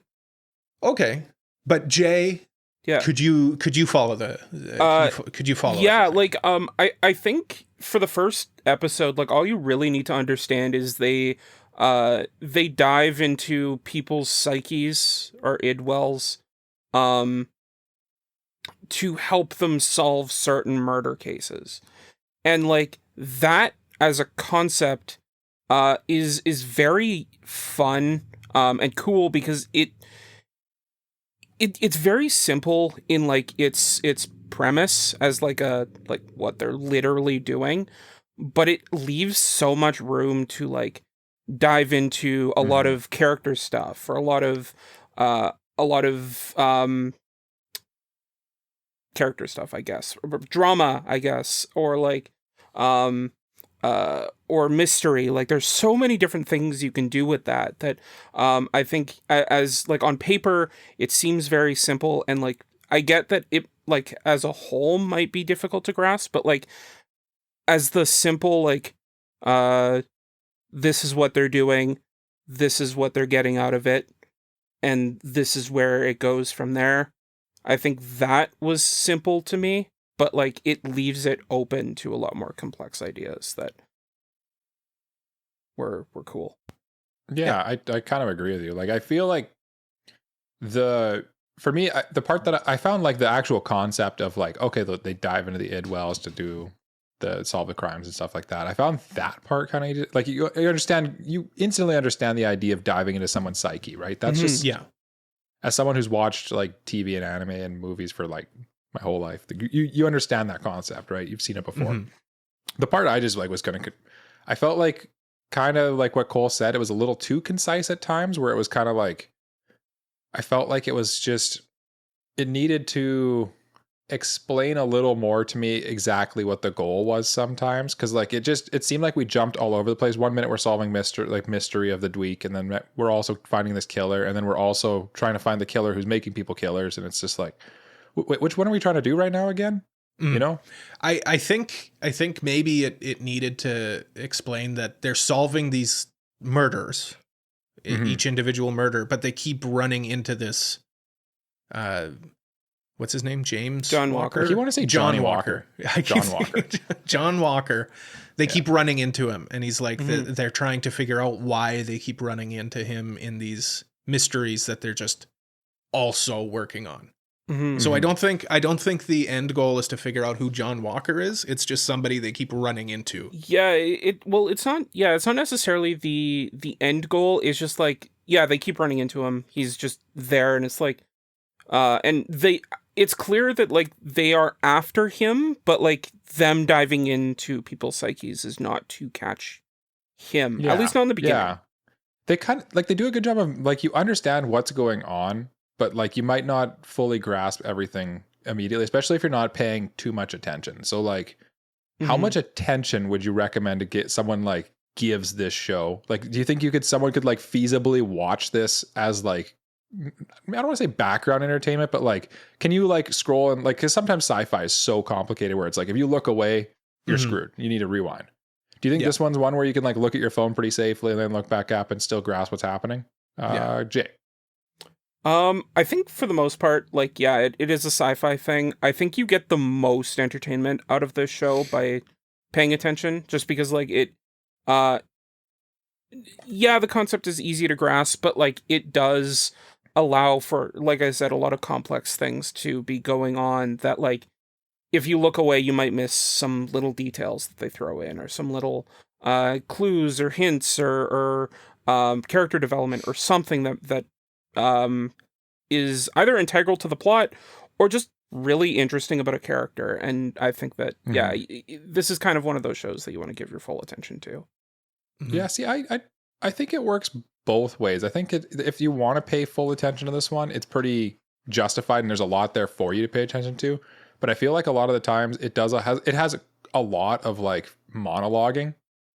And I feel like if you're like, for example, I'd be like doing the dishes, and like I'd be paying attention, and then I'd see, oh, okay, this character's just going to talk for the next 2 minutes. I can just do the dishes and listen. I don't need to watch them stand there and talk. You know what I mean? Yeah, I suppose it also depends on whether or not you're watching the dub or the sub. Because like if you're watching the sub, then then of course. you're probably going to still need to pay attention. But if you're watching the dub, then yeah, that's fine. Sub or dub, Since Mike? the dub came up, I watched dub, and then Frank, because I got stuff to do. I got a child to watch. And frankly, very good dub on this one. Really enjoyed the dub, actually. Very good cast. Did you notice any difference between episode 12 and episode 13? Not that I immediately noticed. No, why? Because episode 13 was affected by the pandemic, so everyone was recording it from home. Oh, really? Oh, that's kind of cool. Interesting. Yeah. Well, you missed out on the main character being played by Kenjiro Tsuda, who just has like the best male anime voice. He does. He's Nanami from Jujutsu Kaisen. Oh, yeah, that guy's sweet. Yeah, he's got a great like. He's that older guy from Chainsaw Man. I forget his name. And when you say the main guy, you mean Nara? He's the guy with the red hair. Yeah. Akihito. Akihito. Yeah. Great voice, which is kind of funny to hear like that voice come out of his character design, because he does not look like that, but then in the real world he more fits that and that was kind of like a pretty cool drop when you see like the real world him too, because it's like oh, okay, now I feel like that was kind of like a cool reveal. There's a very big stark contrast between those two. Back to the topic at hand though, which was can this be a show that you watch in the background, or is it better to be fully invested? I think, like, I'm kind of on both of your guys' side. Yeah, like, I think the show does do a pretty good job of kind of holding your hand through it to kind of let you not have to pay too much attention. So it's very accessible in that aspect. But it's also, you should also be paying attention doubly so, because it's high sci-fi. Yeah. With big concepts, and it's also a mystery, which both of those things require quite a bit of attention. It's also an anime. Like, I feel like the pacing of it wasn't too absurd. Like, it wasn't super duper fast. So it kind of gives you a chance to catch up if you missed something. So yeah. And frankly, it was a very easy watch. Like, it just flows very nicely. Like I think so too. Yeah. It was another one of those shows for sure. It was another one of those shows where I was regretting leaving it to the last minute, and it's easy binge. Then you just blitz through it. Yeah. And part of that is because I'm going to answer the next question before I ask it. I found the mysteries very satisfying. And the next question is, are the mysteries satisfying to watch? Can you feasibly solve one themselves without the show telling you the answer? So yes, I found the mysteries very, like, to me, I love a mystery show. Like, all my favorite shows I find have some sort of mystery element to them. So for me, I'm a sucker for a mystery. The second part of that question is, could you feasibly solve the mystery? And I'm assuming what this Jay is getting at here is the mystery, like in the id worlds, particularly. Mostly, yeah. Because I don't think you could like reason out the John Walker's identity. Yeah. Right, like that was kind of a Deus Ex Machina a little bit, but like a little bit, just a little bit. Yeah. There was no clues to him being like, if this was text, if this was text, I would agree. Unfortunately, this is animation. So yes, I picked it out pretty quick. Did you? Yeah. Oh, okay. Yeah. One thing I will say though, there was a murder that was happening, and I don't remember exactly what gave it away for me, but I remember thinking, this isn't the original killer, this is a copycat killer. And then it was a copycat killer in one of the episodes, and I felt so good about calling it, because that is a good feeling. That's the best part of mysteries, is when you can kind of figure it out yourself. It was just I figured, like, I just figured it out based on the context of the show. That was kind of the main inspiration behind the question, because like I know you get, it's a very good feeling when like you pick up on a clue or something and you're like, I got it, and then so smart. They said something about like, oh, he's not quite like, oh, he's doing something different this time, he's not matching his MO, and I'm sitting there on my couch like this. Copycat. It's not the real guy. To no one in particular, your brother just like peeks out. Who are you talking to? My cat was freaking out because I was just yelling at him. Yeah, exactly. maybe I'm just dumb because I didn't solve any of these, honestly, for the most Well, part. I mean, you got to give yourself a little bit of a break, Mike. I mean, like you said, you've got a lot going on in your life, and but I also didn't feel like a lot of the quote unquote mysteries or crimes they were trying to solve were even really mysteries. Like some of them were some of the clues and stuff and solutions did feel like ass pulls. Some of them did. But I felt like some of them were set up well. We had a mixed bag. Intriguing at the very least, I would say. Yeah. And Jay, did you solve anything? Well, I had seen half of this show before, and then I put it on hold. So while I was watching through the show, like I was like, "Oh yeah, that's who did it. Oh yeah, that's who did it. Oh okay." I always like shows like this, and I remember saying the same thing about Odd Taxi. It'd be interesting to rewatch this. I think to kind of see if the clues and stuff stand up. I bet you there's more clues to, like, for specifically the one we were talking about earlier with like John Walker's true identity. I bet you there's a lot more clues that I didn't pick up on. Possibly. It feels like one of those shows where there's also a blatant one, I think. There was some clues that they said like later on where it was like, oh, well, if I knew how like this system worked, then I think I could figure it out. But when they're saying like how they solved the identity of the person, they were kind of dropping some stuff where it was like, only this person would be able to do this, or the only person who would be able to do this is somebody here. Yeah. And then it's like, oh, well, that's kind of an important clue to figure out who it is that only the characters in the show would know. Like, I don't know how anything actually works. So like some of the clues in that sense were a bit ass-pully because like you have to kind of know how the world works. And unfortunately, as an observer, I just don't know how the world works. There was one that came to mind just in terms of like the mystery aspect of like the mystery of the week stuff. That like genuinely I picked up on clues for. It was the giant thing with the water. And the sniper somehow moving around everywhere. Yeah. That one I think like personally was the best in terms of giving out clues. Yeah. I kind of agree with you on that. Yeah. Like the one I referred to earlier about like I think in the first half about the dude with the numbers. Like you literally could not have figured that one out until you found out that the dude liked numbers, for example. Well, that wasn't his Idwell though. Yeah. His Idwell was the one that was all in pieces. Yeah. Oh, that's right. You're right there. Yeah. The Idwell you're talking about is... That's right. Yeah. The other guy. That's right. Yeah. That was the main guy's it. Yeah. Which again, it was like, why is his the pie sequence? Yeah. Again, like, I will say like for a show like this with so much going on and it's an anime original, frankly, like it's impressive because a lot of the times, 9 times out of 10, a show like this that's an original that doesn't have like a source material that's carefully thought out flops pretty hard. But they managed to stick it in this one, which is impressive. I will say just before we move on, like I do like the idea of a mystery show with like an ensemble cast of people bouncing ideas off of one another, as opposed to say like a Sherlock Holmes where it's all monologuing.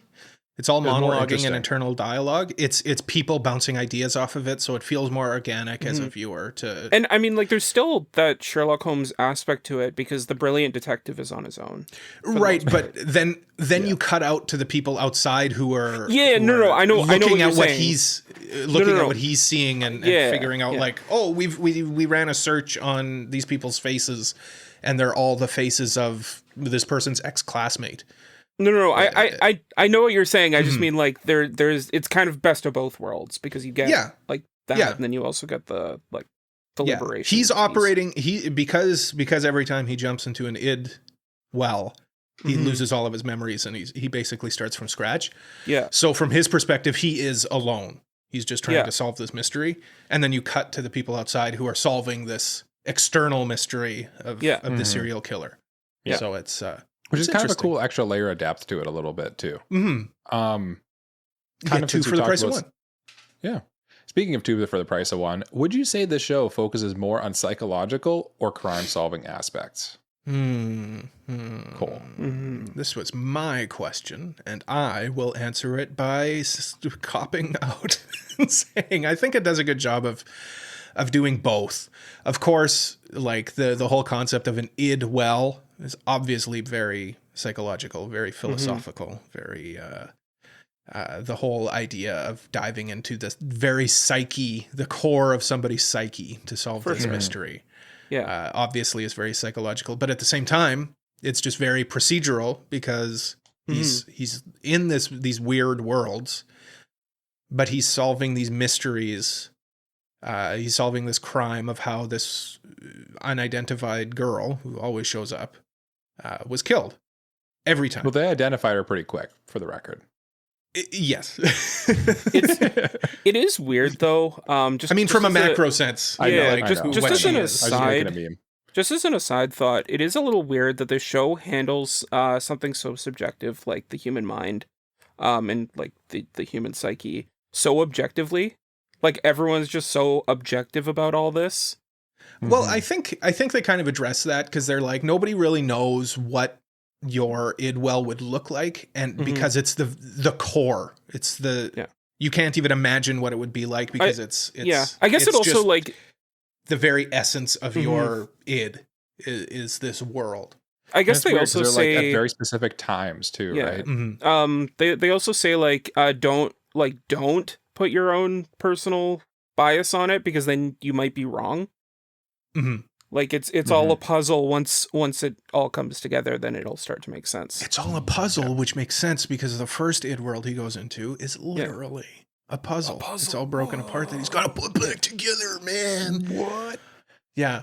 But just back to the question. I think it handles both pretty well. If I'm being pushed onto the edge, gun to my head, I would say it probably leans more towards the procedural crime solving aspect of it more than the psychological. Yeah.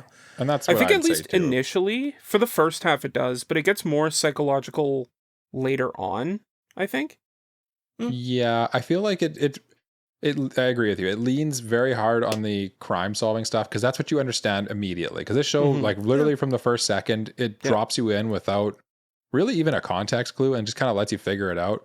But you have that kind of crime solving procedural stuff that most people are familiar with to like lean on. Yeah. And I feel like and then once you know the characters a little better, you kind of understand the world a bit better, then it unravels a bit of the psychological stuff. And I think that's a good way to do it, actually. Yeah. Yeah, no, I was just going to say that after Jay brought that up, where it goes later on, it becomes more psychological, which I think that's the way to do it. Start with something more grounded, and then start to get into the woo. You know? Yeah. But I think. Oh, dude, it just left my head there. Oops. Oh well. The main cast of It Invaded is morally ambiguous, each with their own complex motivations and methods. How do we feel about our main trio, their choices, their actions, and what drives them? I have a question. Yeah. Oh, before you say your question, I was gonna say in the last one, I think you could watch this show from start to finish and really not pay attention to the psychological stuff at all, and just watch it as just like basically a crime procedural show. That was my thought. I think like the psychological stuff, you could almost call it optional, but it greatly enhances your experience. Cole, you have a question? I have a question. Who are we defining as our main trio? I would say the main trio is the girl, like the three brilliant detectives. Yeah. Okay, good. I just wanted to, because everybody else to me was kind of a side character, I would say, but those three had the most screen time by far. Momoki, I felt was an important character who was like the leader of this department. And then the three, our main guy, the girl, and whole head guy. Yeah, I'd also say Kaoru was important, but yeah, but she was mute for most 75% of the show. Yeah. But so the question then, Mike, just to reiterate, now that I've gotten that question out of the way, like, How do we feel about their main characters, their choices, actions, and what drives them? Okay, I'm done. Ball's back in your court, Mike. Where are we going with this? Who's going? I'll go. I asked this question. So like, I felt like I really enjoy shows where the characters have kind of complex motivations and don't necessarily make the quote unquote right or just choice, and they kind of deal in their own justice. And that's what this show's all about, I felt. So I really thought it was interesting to kind of see these three different characters attack problems and problem solve in their own very unique ways, with like based on like their experiences in their life and stuff like that. And so like the main guy has like the trauma of losing his family, for example, right? Yeah. And like that comes up a lot, and just kind of like seeing him sort of use that to reckon with things. And then the other two, you kind of have like the weird stuff with the hole in the head business going on, and just like seeing all that unfold, kind of like, and just the whole hole in the head makes like your emotions all weird, and you're kind of like, oh, it's almost like a mystery within a mystery, where you're like the characters, you're like trying to figure out what's going on with them and what exactly is motivating them at any given time. And I found that very compelling and interesting. What about you, Jay? I would agree. I think that the main character got a lot more of a deep dive into his psyche. Just, I mean, he is the main character, so that is fair. But I did like the other two's like maybe not development, but like their how they were explored psychologically. As much as they were, I kind of wish the girl got a little bit more to do in that department. Yeah. But like at the same time, I'm like asking myself, like, okay, what do I cut? And like, I guess, like, I don't really know what I'd cut. Cole would say cut the every time they say like I am a. But I swear there is a reason for, or there is payoff for that, and I'll get to that if we talk spoilers. I don't mind. I don't mind if the other characters do it. I just didn't need to see the main character do it every time. In my defense, and for the record, he has like an impossible pronounce Narahisago. Yeah, but they go by different names when they die. Yeah, they go by their like their brilliant detective names. Yeah. His is Sakaido. Sakaido. That's it. Yeah.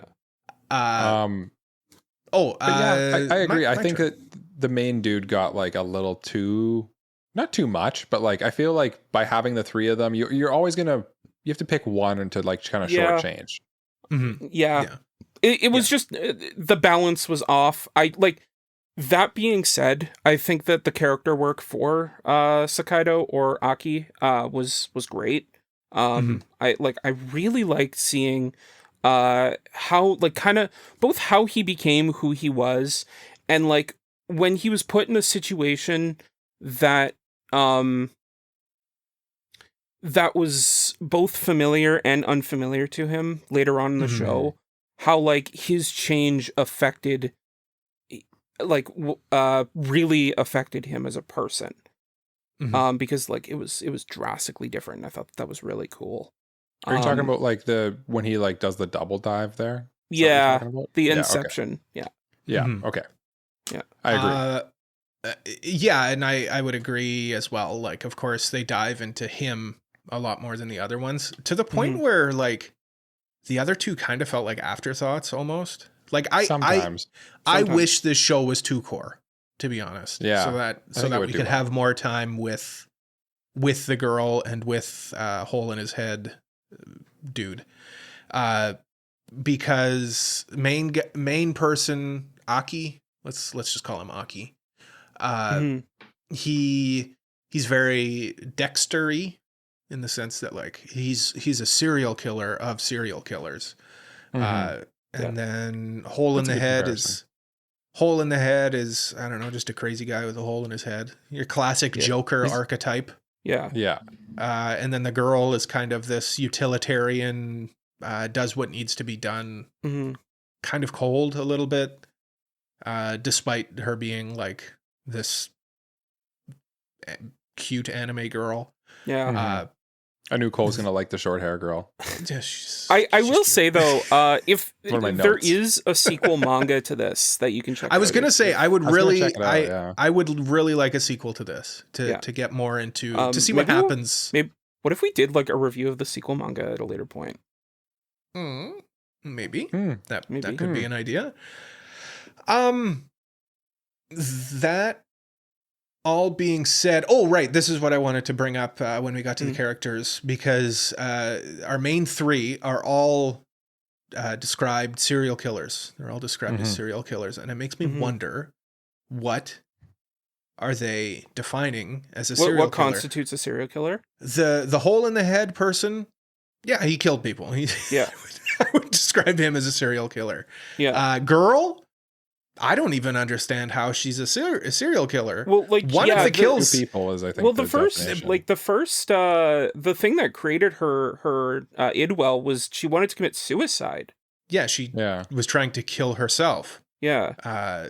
In the course of this mystery, it wasn't like she was trying to kill herself. It was just a result of her solving this mystery.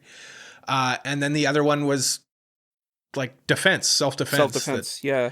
And again, like Aki, he doesn't really like he kills one person pretty cold-bloodedly. But then the other ones, he kind of Johann Lieberts it a little bit. Yeah. It's like, wouldn't it be cool? Wouldn't it be cool if you did this? You weren't here anymore. Yeah. So it just makes me wonder, like, what is a serial killer? But then at the same time, they kind of talk. He goes through it, and he's like, when I tell people to do that, I don't really even want to. It's just this thing that just happens. It's this moment that just kind of comes and goes, which I think that could be maybe what defines them as serial killers, is this this ability or this inability to overcome that initial desire, I guess. It's more subconscious. Yeah. But even then, the girl one is really the one that maybe, because the girl, like, after the whole thing, they do make a big deal about her, like, her old boss there was like, no, you enjoyed killing that person, you know? Yeah, that's true. Yeah, and then that is true. I think that was maybe the defining thing, was like they want to kill, basically. He like kind of identified, he like picked her out as like a future serial killer, basically. Yeah. Yeah, I guess caught her before she started actually, which is kind of like, what the heck, man. Anyway, Id Invaded builds a detailed sci-fi world with its Idwell technology and detective systems. I don't know about detective systems. I don't know why I wrote that. The whole like setup of like the using the Idwells to solve the crime stuff. How believable and engaging was the world? Did it enhance the story, or did it detract from the characters? Who you throwing to, Mike? Okay. Jay. I think, and we kind of talked about this with earlier on, but I think that the Idwell stuff added to the characters, because it really gave a much clearer picture of who they are, because it's their id, it's their psyche. So you got a deeper dive into who these targets really are, who these people, these brilliant detectives are, because like, how did they become quote unquote serial killers? How, like, what makes them tick? It adds to, like, because you saw John Walker in a lot of their ids. What's he doing? What's his, like, what's his deal? So like, it was just and then obviously the mystery aspect to it. Like, there's a lot you can grasp from that. I just thought, like, it adds a lot to Invaded. I would agree. Yeah, it really fleshes out the characters for sure. I did have a tough time suspending disbelief. If this was set in like indeterminate future, I wouldn't have as much of an issue. But the fact that this is supposed to be taking place in modern present world, where okay, I can understand I can suspend my disbelief in them making this machine that allows people to delve into somebody's psyche. I'll bite.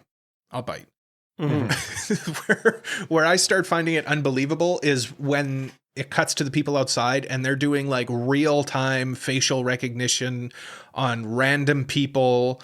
Yeah. And the stuff that's happening outside where they would require computing power that just would not exist in today's world. IRL, it would be like, we've submitted the photos to the Department of forensics. Internal to forensics, and we'll probably get an answer back in a day. This is like falls in the camp of like it's like what I call like rose glasses sci-fi, where it's like it's kind of that CSI like enhance. Yeah, well, like I mean, photo. It's like it's we need to get the plot moving along, so let's just make it so they can do that. I would be able to, like I said, I would be able to suspend my disbelief if this took place in like 2030, you know, like just slightly in the future. I mean, but at the same time, like it's in an alternate timeline where they can dive into other people's psyches. So like, I know if they can do that, whatever, man. If they want their cake, they got their cake and they're going to eat it too. You know, that's kind of how I feel about the show. Where it's like either set it in modern world where they have limitations in the technology, or set it in the future where it doesn't matter about those limitations. You know what I mean? But I do feel like it was believable enough, but like there were like the whole concept of it felt believable and easily understandable. But I would say that like, yeah, you're right. Like sometimes it was like, okay, well that just if they never mentioned, well, the further it got along, the more unbelievable it got to me. The part that kind of lost me was when it got into the woo psychic power shit. Yeah, exactly. But at the same time, like I thought that too, but then I thought, you know what? They're diving into the psyche of people. I guess it's not that weird that people would have psychic powers. Well, little spoiler. One's more like a technological thing that like, okay, whatever, I can suspend my disbelief because they're trying to ground it. Yeah. But then it gets all woo, like someone has psychic. I know what you mean. Yeah. I had that initial thought too, but I was able to especially because the mess of the show was very grounded up to like the last couple episodes, and then you're like, oh, this just got like kind of went off the rails a little bit. But like you were like, okay, I guess so. I guess that's happening now. Yeah. Like, you know what? I think if they never said what year it was, I wouldn't have had that issue with disbelief. I think I agree. I think the very like, and it's like a recent time too. Like 2019 is not long ago, so like we can all like remember 2019, and you're like, if they just went the classic anime 20XX, I would have been a happy boy. Don't even say. Just don't even say. Yeah, I think that's the way to go. Yeah, but. We've expressed some disbelief. We have discussed that we're just, you know, it's a little too woo-woo, I think is the theme of the episode. Okay. the woo-iness of this show is kind of getting to us a little bit. So let's dive back into like the hard real world stuff here. Like let's get a little meta on this one. Okay. The real world animation in this show, like when they're like outside of the deep dive stuff, is like pretty like basic anime, I would call it. I think like stark is maybe the word I'd use. Like it doesn't do anything too over the top for the most part. And then when you compare that to like the world inside the idwells, where it's like very like almost stylized, like concept and like psychedelic almost. There's just this like strong contrast to it, right? How do we feel about like the overall visuals of the show, first of all? And then did the contrast of those two like also enhance things for you? I would immediately say that there is some visceral gore and violence in this show. Oh yeah. Yeah. That's like it's anime, so like I'm a big boy, you know, I can handle it. But like there's some like rated 18 for a reason. There's some like haunting visuals, like where it cuts to the main character's daughter, like her actual condition. It's like, oh, okay, you just cut to that. Or like the final moments of the mother's life as well. It was like, whoa, you're really diving in there. Very, very visceral in that sense. Where it was like, oh, this is borderline hard to watch.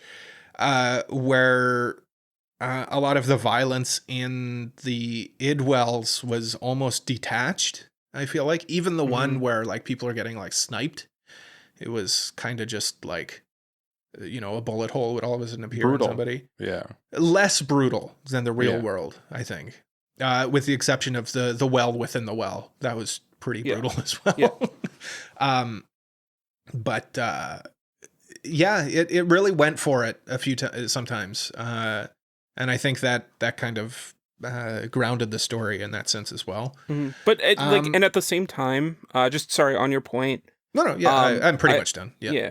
I really like that because like a serial killer who like has that capacity to kill would be detached from that murder and wouldn't see it as like a gruesome thing. It would just be like, yeah, I just killed somebody. I just shot someone in the head, whatever. You know? Yeah. Whereas like in the real world, most people would be like, oh God, what? Right? So I think that is a very apt and welcome contrast in that regard. Or even like, remember when they open up that barrel? And they kind of find out that maybe things weren't what they initially thought. Those are gruesome. Yeah. Gruesome. Yeah. The different state of decays of people. It was Didn't pull its punches really. It didn't. No. So I got to give it its kudos for that. Honestly, like I'm not like the kind of guy who's like, oh yeah, gore, awesome. But it's and I don't think you would about a show like this because it's not gory in the sense that like, what's a stereotypically gory anime? Tokyo Ghoul. Let's say. Yeah. I don't know. Maybe. Okay. Where it's like, oh, look at all the blood. It's like blood, whatever. Chainsaw Man, maybe. Chainsaw Man, yeah, like, you know, entrails of people spilling out. Like it's almost cartoony, where this feels very real. Real, its, raw. I think is the word I'll use. In its brutalism. Yeah. But Mike, what did you think, though?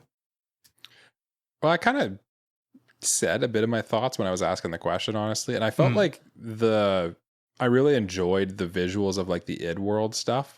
I found that really like engaging and like cool to watch because I'm a fan of like that like surrealism stuff. But I found like for the most part, every time that they were outside the id wells, it kind of just looked generic a lot of the time, which like it works because it's kind of like a grounded sci-fi, but like it didn't wow me visually for the most part. And I felt like I should just address that. And it just, it whelmed me. I was whelmed for most of this show, I'd say, like visually. Okay. I will say, like, there were a couple shots, especially like in the last episode, that like genuinely made me like, I won't say jaw-droppingly good, but like we're genuinely like, this is the best looking stuff in the show. Yeah, they definitely use up their budget towards the end of the season. Yeah. They also used quite a bit of their budget on insert songs. So how did we feel about the use of music and insert songs in this one? Did they add to your enjoyment or did they take you out of it? Who are you throwing this to, Mike? I'll take it. I didn't go yet. Okay. I found the insert songs very like, it was weird. It was like almost not anime-y. It felt like almost like a Hollywood movie style way of doing songs where like, and like a 2000s Hollywood movie where like something would be happening that all of a sudden it's like insert cool skater punk rock track number 13. And it was just kind of like, this is odd. I don't know. I just felt like they were like all the choices made sense, but it just felt like uniquely different from how anime usually takes it, where it's a little more subtle, a little more I don't know the word for it, but did you guys kind of get the feel of what I'm putting down here? Like it was an odd soundtrack.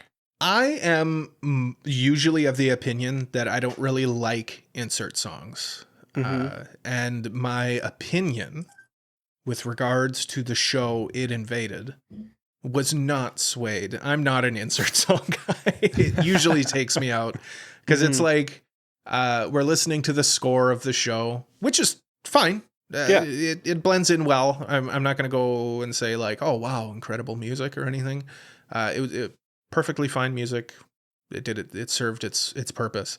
But then all of a sudden we cut to this action scene where it looks like a music video and it's played like a music video, and it just it takes me right out of the show. So if anyone's anyone's catering to me personally, Cole, AniPro Cole, don't do insert songs. I didn't even like it in Attack on Titan when it would do it.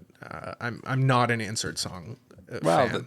I don't agree with you on the not insert songs thing. I just felt like these specific ones were odd. It felt disjointed.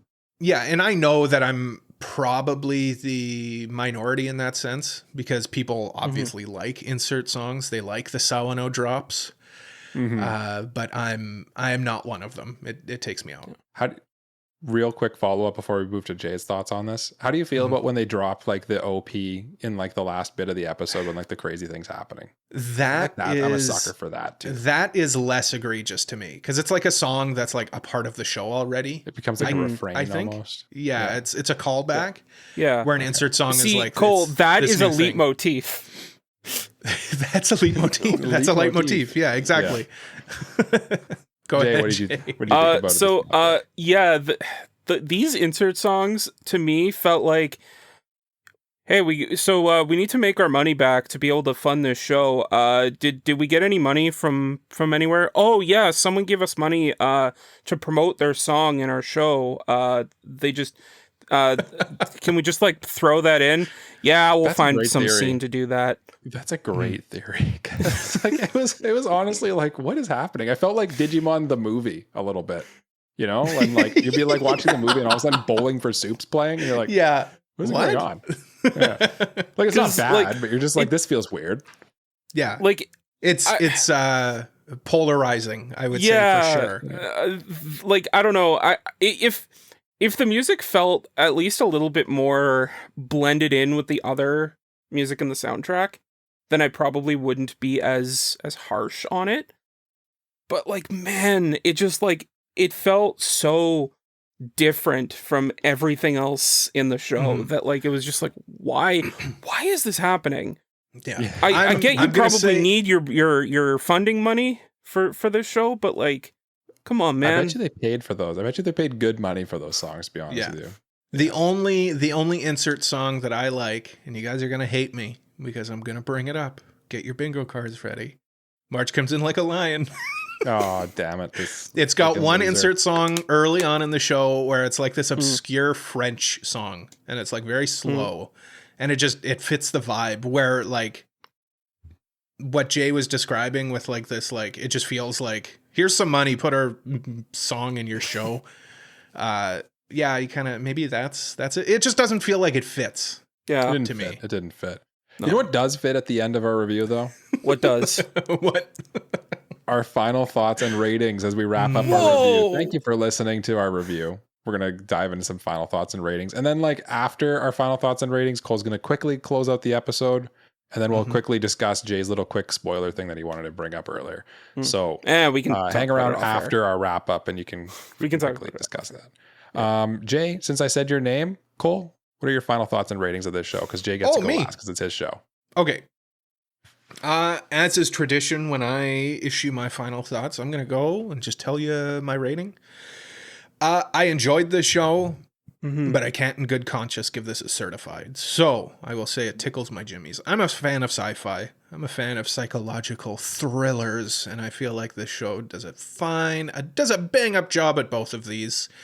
Yeah, sure. Sometimes I did feel like I was kind of taken out with some of the mysteries and some of the ideas where it's trying to play at a mystery, and I'm like, oh, I got it already. But I feel like I enjoy the characters.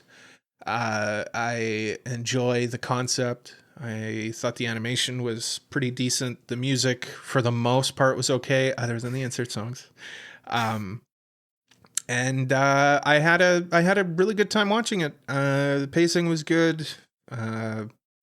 Voice acting was really good. We didn't really talk about that other than the main character, but I really like everybody's voice acting in this. Yeah. I would just straight up say this tickled my jimmies. I enjoyed it. Michael. Yes. Thank you for your attention on this matter. Well, thank you for saying my name and addressing me by my full legal name, Michael. I will now reveal my thoughts here. Mike Kyle. Anyway, Michelle, whatever you want Mike to call what? Yeah. He's like This Kal-El, show but Mike is L. Shut the hell up. Sorry. Let me talk. Okay. This show was interesting. It at no point lost me, which first of all, that's a big thing. Because like if you're watching a show like this and the concept doesn't work for you, it loses you right away. And frankly, then it has no chance of success. But this show, it did a good job of holding my hand, like Cole alluded to, while also being deep enough to have like more enjoyment if I wanted to seek it. So I give it props for that as well. I'm a sucker for like procedural crime stuff. I'm a sucker for mysteries. I'm a sucker for psychological stuff. But like there's enough here that like Cole, I also can't give it in good conscience a certified. Like there's enough wrong with it that it's just, I could never tell someone like this is a masterpiece of an anime in good conscience. Like I just wouldn't ever say that. But I would say that like for the average person, there is enough here that is enjoyable. And I think most people would like it, even though it is like pretty objectively a strange show. And for that, for all those reasons, I'd say it tickled my jimmies, honestly, because it was good, but not great in almost everything it did. And it was just enjoyable and an easy watch. So, I mean, if that doesn't tickle my jimmies, what does? You know? Jay, what tickles my jimmies if this doesn't tickle my jimmies?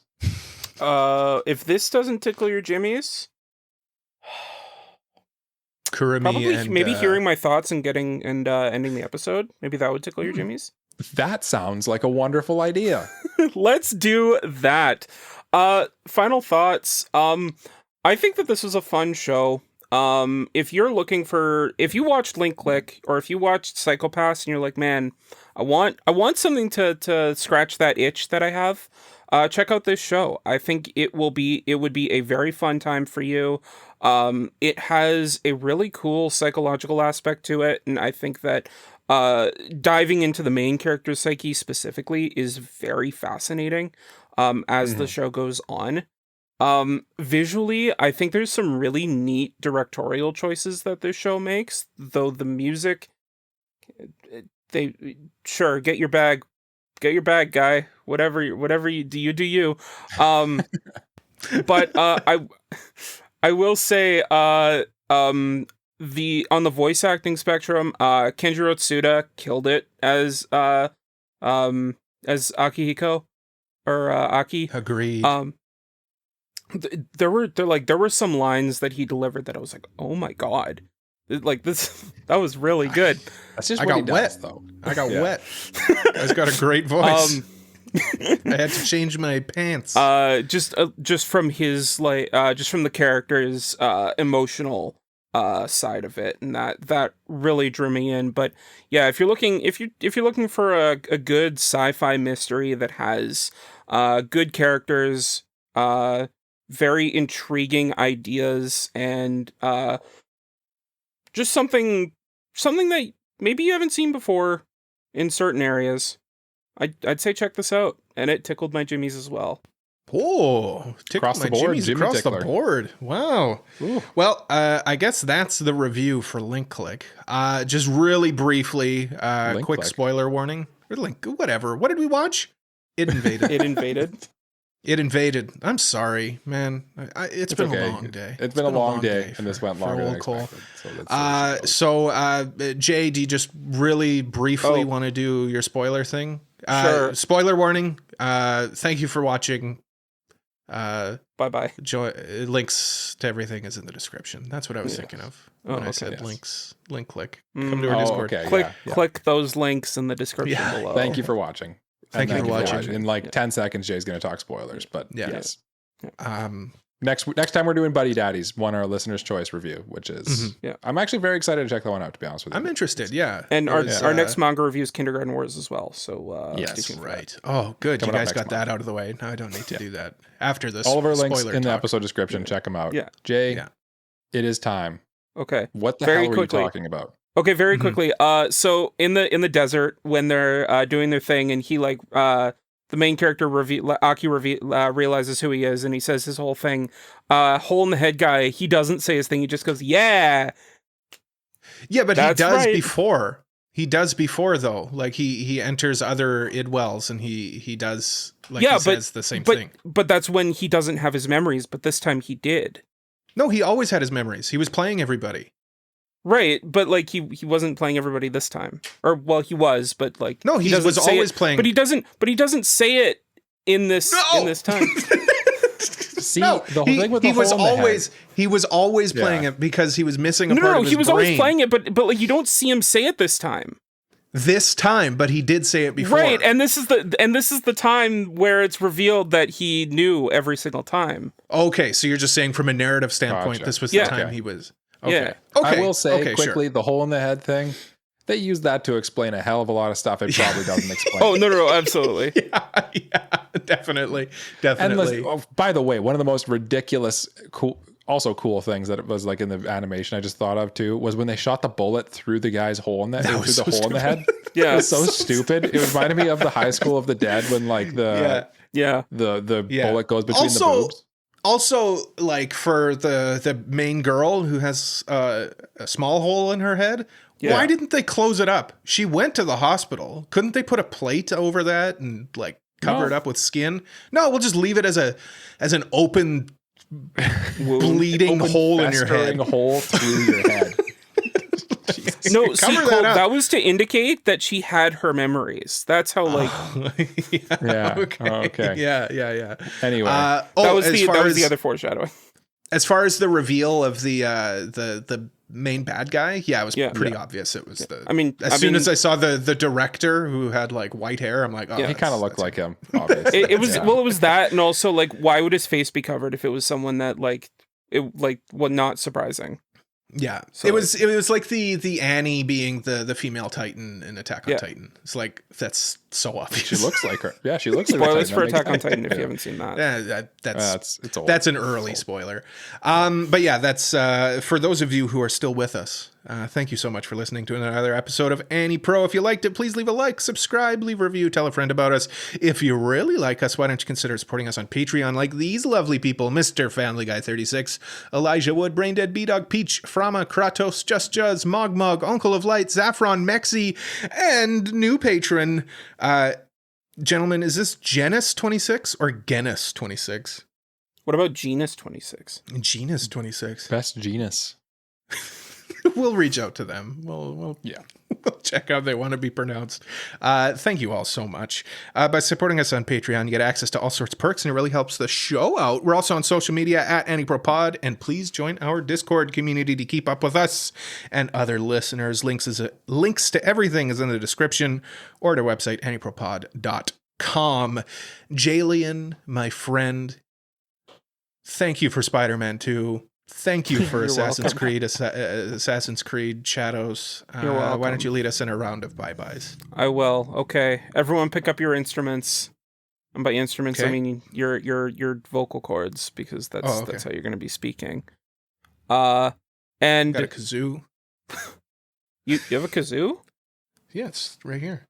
I watched a video earlier of a dude. He was blowing on the kazoo, and then I don't know what happened, but it ended up with basically he accidentally inhaled the kazoo, and it was like in his throat, and he was like trying to talk, and it was like just kazoo noises. He was like that's basically like asking for help.